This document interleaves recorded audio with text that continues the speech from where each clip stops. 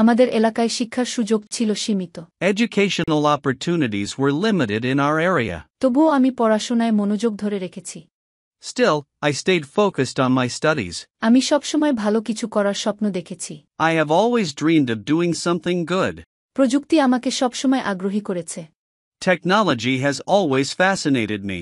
আমি নিজেকে দক্ষ মানুষ হিসেবে গড়তে চাই। I want to become a skilled person.